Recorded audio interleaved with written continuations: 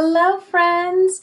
So, the story that we're going to read this week or today, I'm going to go over the vocabulary. So, the first one is webbed, and webbed means feet or hands have skin connecting the toes or fingers.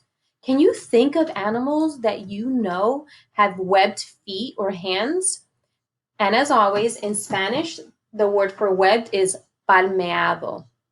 All right, our next word is waterproof, and that means to be able to keep water off or out. Today was a rainy day. Do you have anything that you wore that was waterproof? And in Spanish is impermeable. Our next word is steer, and that means to guide or direct the course of. And in Spanish is dirigir. Our next word is otherwise. If not, or if things were different. And then in Spanish is two words and it says si no, right? So if you don't do this, si no a esto. Our next word is whistle. How many of you can whistle? So something that makes a high, clear sound when air is blown. And in Spanish is silbar. Our next word is junior, and this is not the name junior. This means that you're younger in a family or a group. And in Spanish is más joven, so you're the youngest one in the group. The next word is slippery, and that's slick or likely to cause slipping, like when we're walking on ice, right? And in Spanish is resbaloso. And our last word is finally. Like I wanted to finally be nice outside. It means at last, after a long while. And that word in Spanish is por fin. So today I'm going to read to you Penguin Chick. I want you to think about how do animals care for their young while I'm reading this. We're also going to focus on main idea, and we're also going to focus on two details, if not more, about the main idea. Now, remember that a main idea is what the story is about, all right? And in this case, it's penguin chicks. And then while we're reading it, think about two details that support that, okay? So let's start. It says, a fierce wind howls. It whips snow across the ice. Here, a female emperor penguin has just laid an egg. It is the only egg she will lay this year. Most birds build nests for their eggs, but on the ice in Antarctica, there are no twigs or leaves. There is no grass or mud, nothing to build a nest with, nothing but snow and ice. The new penguin father uses his beak to scoop the egg onto his webbed feet. He tucks it under his feather covered skin into a special place called the brood patch. The egg will be as snug and warm there as if it were in a sleeping bag. So there's Dad scooping it up.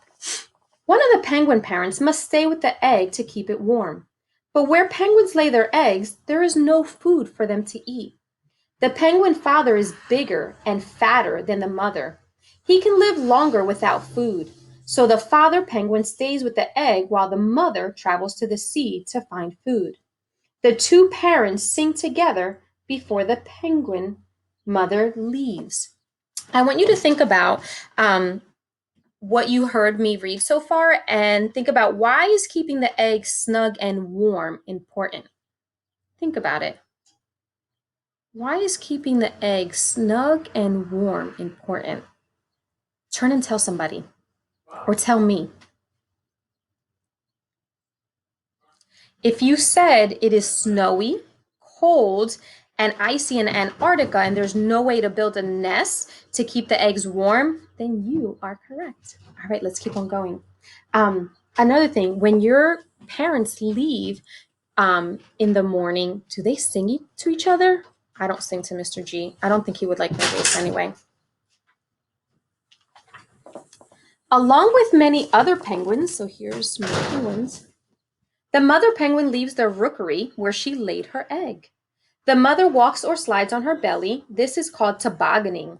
She uses her flippers and webbed feet to push herself forward over ice and snow. Because it's winter in Antarctica, water near the shore is frozen for many miles. After 3 days, the mother penguin comes to the end of the ice. She dives into the water to hunt for fish, squid, and tiny shrimp like creatures called krill. Does it take us 3 days to go to the grocery store to get food? No, we wouldn't even be able to wait that long, would we? Back at the rookery, the penguin fathers form a group called a huddle. There's a sport that we know that they make huddles. What do they do in that huddle? They stand close together for warmth. Each one keeps his own egg warm. For 2 months, the penguin fathers always keep his egg on his feet. When he walks, he shuffles his feet so the egg doesn't roll away. He sleeps standing up. He has no food to eat, but the fat on his body keeps him alive. Finally, he feels the chick move inside the egg. The chick pecks and pecks and pecks. In about 3 days, the egg cracks open. The chick is wet, but soon his soft feathers called down, dry, and become fluffy and gray. The father still keeps the chick warm in the brood patch. Sometimes the chick pokes his head out, but while he's so little, he must stay covered, and he must stay on his father's feet. Otherwise, the cold would kill him. The father talks to the chick in his trumpet voice. The chick answers with a whistle. Here's a little chick. And so far we heard finally, otherwise, and whistle. The father's trumpet call echoes across the ice. The penguin mother is on her way back to the rookery, but she can't hear him. She's still too far away. If the mother doesn't come back soon with food, the chick will also die. 2 days pass before the mother can hear the father penguin's call. There he is.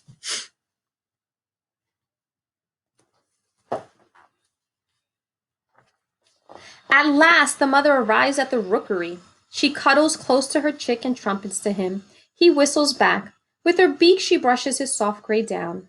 The mother swallowed many fish before she left the ocean. She brings some of this food back up from her stomach and feeds her chick. She has enough food to keep him fed for weeks. He stays on her feet and snuggles into her brood patch. The father is very hungry, so he travels to open water. There he dives to hunt for food. Weeks later, the father returns with more food for the chick. Each day, the parents preen or brush the chick's downy coat with their beaks. This keeps the down fluffy and keeps the chick warm.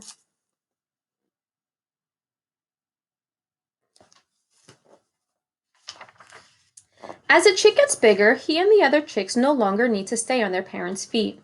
Instead, they stay together to keep warm. Now, we heard about that word, about them coming together to keep warm. Do you remember what the word was? It starts with an H. Did you say huddle? You're right. This group of chicks is called a creche or a nursery. The chick now spends most of his time here, but he still rushes to his mother or father to be fed when either one comes back from the ocean. And here they are all. Sometimes the chick and the other young penguins dig their beaks into the ice to help them walk up a slippery hill. They toboggan down fast on their fluffy bellies. There they are. Looks like fun, right? The chick grows and grows. After 5 months, he has grown into a junior penguin. He is old enough to travel to the ocean. Now he has a waterproof coat of feathers instead of fluffy down. He can swim in the icy cold ocean because his feathers keep him dry and warm. So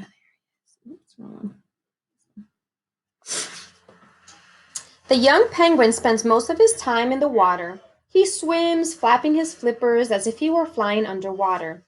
He uses his webbed feet to steer wherever he wants to go.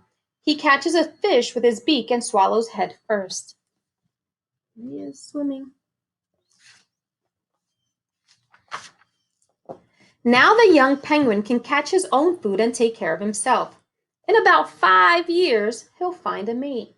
Then he'll take care of his own egg until the chick can hatch. Look how cute. All right. So we just read a story. What kind of story is this? Who can tell me? If you said nonfiction, you're correct. Remember that this is also a narrative nonfiction, so it tells a true story about a topic. And the topic was penguin chicks. As you read, you heard a setting that is real. And where was our setting? Antarctica. We heard event in a time order. So they talked about having the egg and taking care of the egg and then the egg hatching. And then it talked about facts and information. So we learned a lot about penguins, right?